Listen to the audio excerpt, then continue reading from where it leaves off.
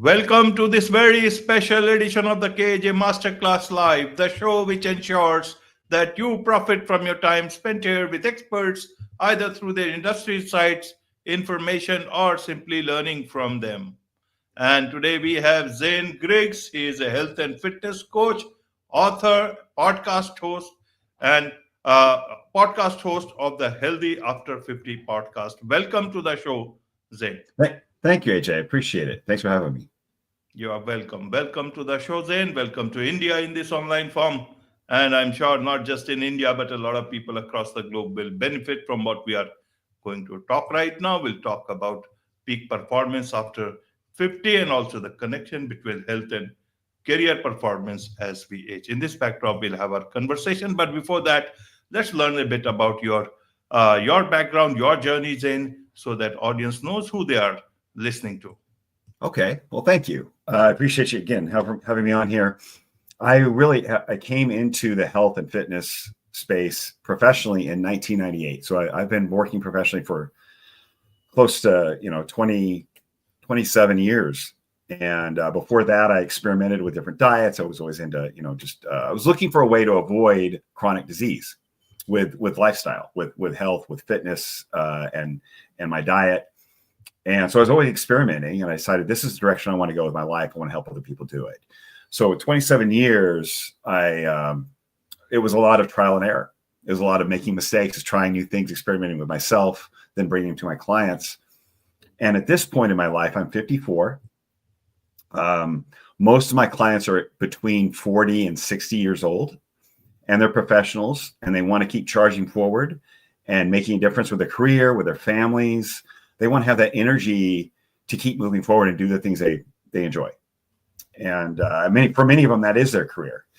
And so I help them manage that because there's so much information out there. They don't know how to decipher it. They're not sure what's great for them. So I try to personalize it.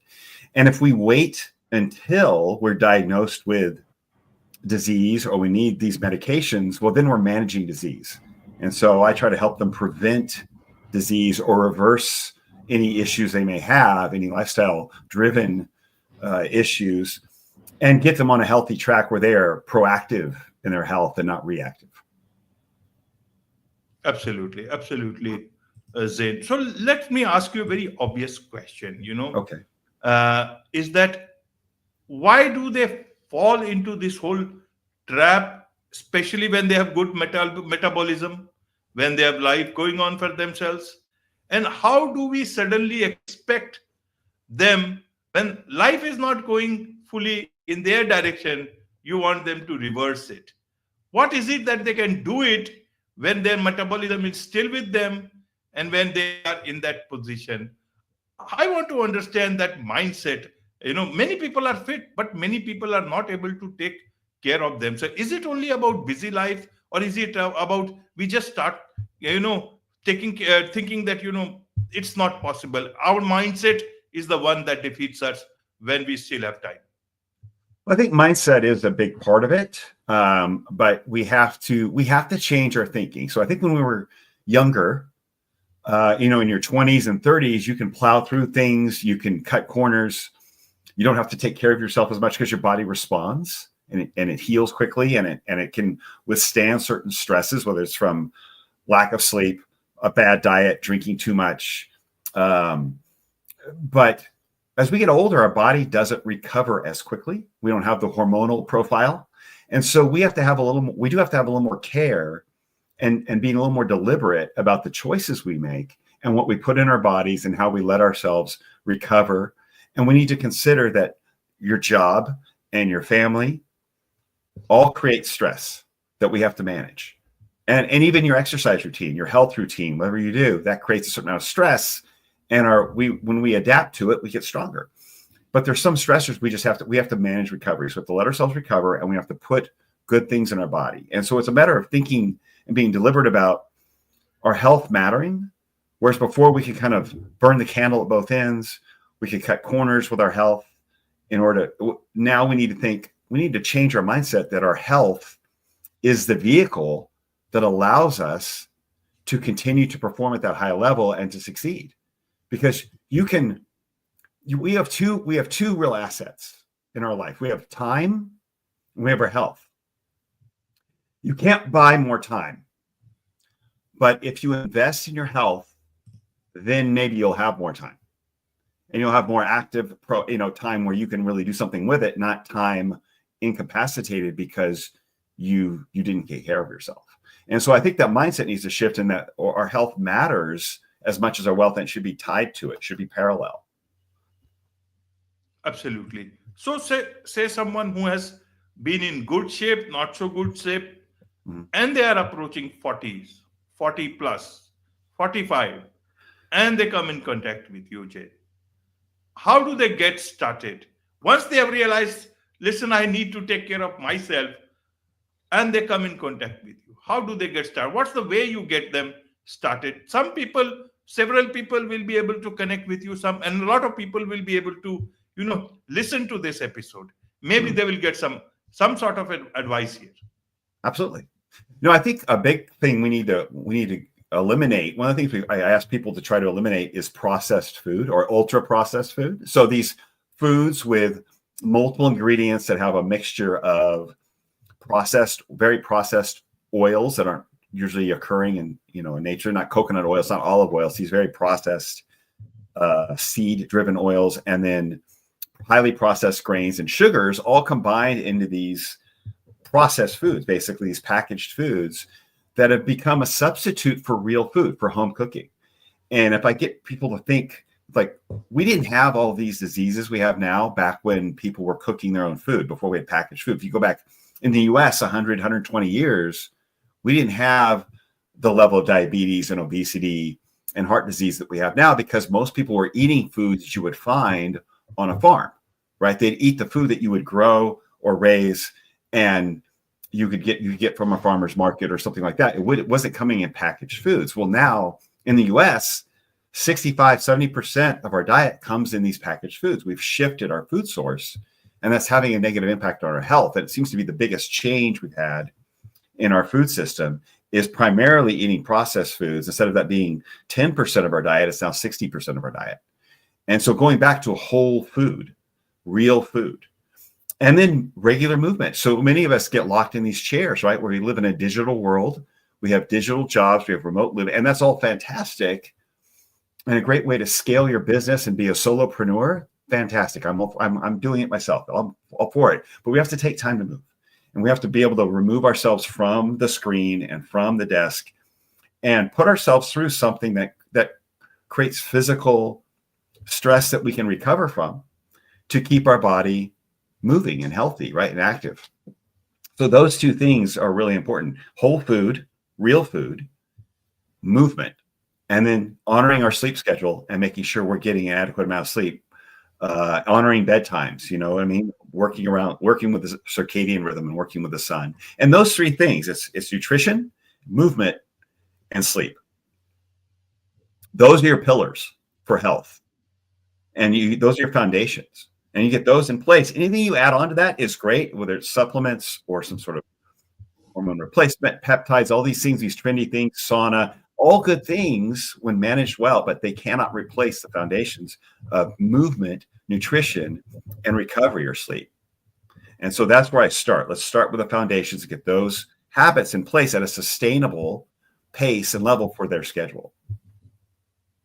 Absolutely, Zane. So you tell them nutrition, movement, and sleep, and they go and start. But is that all? How much nutrition should they leave eating, or should they eat less? Leave processed food? How do you bring that change? What are the things that they should take care of? And even the same for movement. How much? Some people say walk for half an hour. Some people say earlier it was 10,000 steps Right. per day, several things. It can be very confusing, and especially when you are in bad shape and you are feeling lazy about everything, even about sleep. How do you get down? How much sleep? Some people will say, I get my sleep in 5 hours. Some will say 8 hours, but I'm not able to. Just very basic thing, but then basics become complex when you really get to doing it. Right. No, I think if someone's starting from scratch, many of my clients already take care of themselves, but when I have somebody starting from scratch, It depends on where they're starting from, and I try not to overwhelm them. But some basics would say meals, 3 meals a day. So a breakfast, a lunch, and a dinner with whole food. So make sure it's primarily whole food. If you're a meat eater, or you're eating some sort of chicken, or whether it's goat, lamb, whatever it is, or eggs, that's part of your plate, as well as whatever, whether it's fruit or a vegetable or rice. It should be identifiable as one ingredient. Look, so most of your plate should have be a one ingredient food, not a food you look at and you wonder how many things are in this. Now, if you prepared it at home and you added spices and sauces, that's different. But if those are okay, those are good. But you can look and say, this is a single ingredient food, and I know where it came from. I know what it means. I know that it came from a farm or from something like that. And then 3 meals of that with a balanced meal, that's a good place to start to get people away from processed food. With movement, I really try to encourage people to do some sort of resistance training or strength training, whether it's in a gym or at home, you're doing body weight or machines or dumbbells, something where it challenges your strength, okay, for maybe 20 or 30 minutes to start, 2 or 3 times a week. That can make a big difference. And then from there, get in some walks. On the other days, get in some walking, get in some basic walking, but try not to make it too hard to accomplish. It's more about creating the habit. So we'll begin with it. Rather than creating these high metrics, you need 10,000 steps. Well, if someone's used to sitting at the desk, 10,000 steps sounds a lot in a day. But I think just go walk for 15 minutes and create that habit each day. Then we're creating a habit that can grow. But the hardest part really is creating the new habit and being consistent with it. And sometimes that needs to start with a small step of just 20, 30 minutes of resistance training, a 15-minute walk, 45 minutes, 3 times a week. That's your new habit. With whole food, 3 meals a day. And I do with sleep. I know with some people, their schedules, they're erratic. They have kids, they have businesses. I would say 5 hours is not enough. I've been guilty of only getting 5 hours myself. I think anywhere between 6.5. Most business people are going, their brains are going, they're fast, right? They're thinking about a lot of things, and asking them to get 9 hours of sleep is almost impossible, because who has time for that? Who can relax that long, right? But some of us can, but many of us can't, right? Especially if you own a business. And so giving yourself 7 hours at night as a minimum to try to get some sleep during that time, but give yourself 7 hours where you are not on the phone, you're not trying to do something, and you're not watching TV in bed, but where the lights are out, you are being still, and you're trying to get some sleep for 7 hours is a good starting point. Now, in that 7 hours, your brain may wake you up. You're probably not going to get the full 7 hours of sleep, but at least you can spend 7 hours letting your body decompress, not being stimulated, calm down, and eventually your body will start to slow down, and that 7 hours in bed will become more efficient, and your body will use it to recover. But those are my basics, like starting points. 3 meals a day, whole food, 45 minutes of strength training and some walking 3 times a week, and then give yourself 7 hours each night in bed to sleep, however productive that may be. And I think those are some simple habits that people can put into place that are not too hard to accomplish. And we don't need to set a high expectation of performance, but just on showing up and doing them to the point that we can that day. Do your best that day, but just show up and put those habits in place. Absolutely, Zane. And now coming to the expectation part of it. Okay. How much expectation should one have? Because when you are, say, about 40, then you will say, I was just in my 30s or in my 20s. It was just a fleeting moment and it passed on, but I can still get myself back. Should they start thinking about that? That should be there in their mind. What should be their expectation of themselves when you talk about peak performance? Where is it that they should know they are trying to go?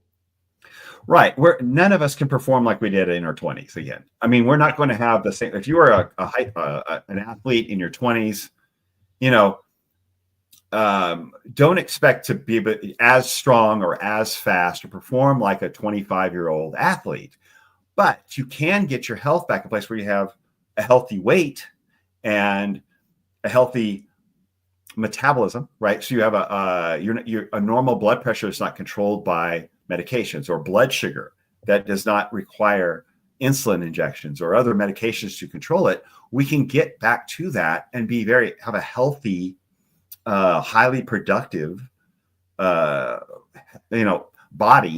in our 40s and 50s and 60s. And I know I have many clients who are quite lean. They carry a good amount of muscle, right? And they are very healthy without the help of medications in their 40s, 50s, and 60s. And their performance gets poured into their careers or spending time with their families. That's where they perform, right? They perform well because their brain's working well. They have the energy to do it. They have the drive to do it. So I think our performance expectation shifts to where we want to put our energy. And we can certainly perform at a high level in our 40s, 50s, and 60s by just being healthy. So you will be able to drop the weight and get back to a healthy weight and be lean and have a good, lean, athletic looking body. Are you going to lift the same amount of weight you did in your 20s? Maybe not, but that's not as much of a priority as showing up for your career and showing up for your family, and having that energy and the drive to think about leveraging all that wisdom, that lifetime of wisdom and experience and the network you've created, into the things that now matter for you, which is driving your business, being there to have energy and time with your family, and doing the things that are important to you without worrying about your heart being, your blood pressure going through the roof, or not having the energy to keep up with everyone.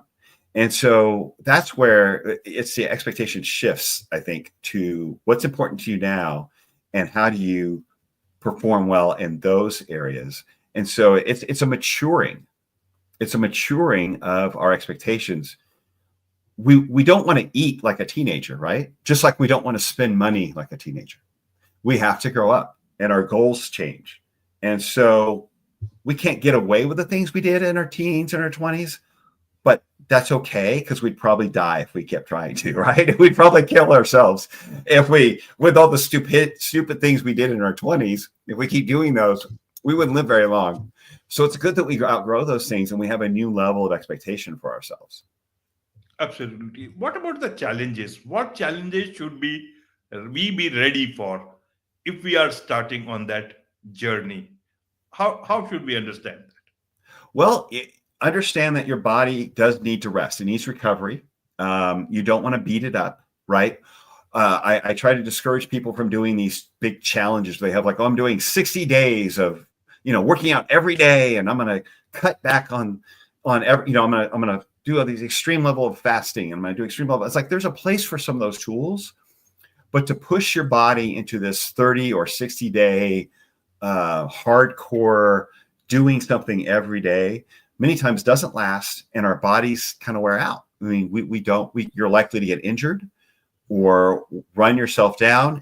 You're going to fall back in energy in some other area of your life, or you might just burn out mentally where you won't continue. And that's why I ask people to start with simple habits and being consistent at a sustainable level that you can recover from, because our recovery just isn't what it used to be. So we need to watch out for the fact that if we're doing too much, right? If you try to do these things 6 or 7 days a week with a lot of high intensity exercise, then that may affect your sleep. That may affect your body's ability to show up for you when you need it at work, and you may injure yourself, which will set you back even more. So we need to be aware of the fact that we do need recovery. We do need rest.